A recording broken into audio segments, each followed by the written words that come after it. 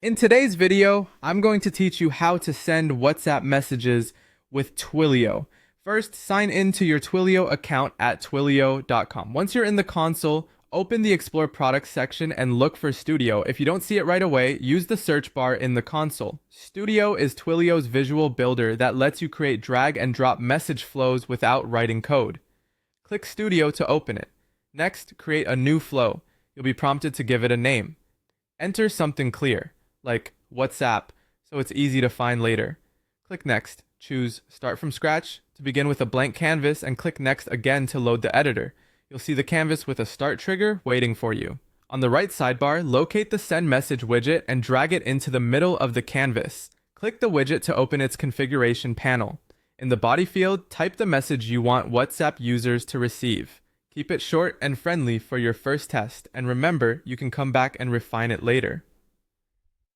While you're here, rename the widget to something meaningful. Using WhatsApp keeps things consistent with the flow name and makes it easier to identify if your flow grows. When you're happy with the content, click Save to store your changes. Now return to the account dashboard, then navigate back to Studio and open Flows.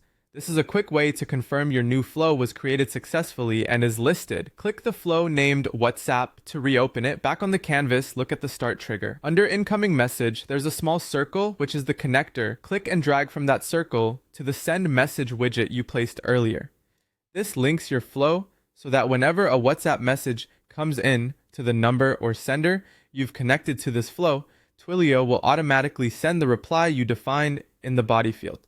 Take a moment to double check the connection line between start and send message, the widget name, and your message content. Click Save again to make sure everything is up to date. If you plan to expand this later, consistent naming and saving frequently will save you troubleshooting time. That's it. You've built a simple Twilio Studio flow that replies on WhatsApp using a send message widget. From here, you can iterate by adjusting the message, adding logic, or connecting other widgets. But for now, you have a clean working foundation to send WhatsApp messages with Twilio.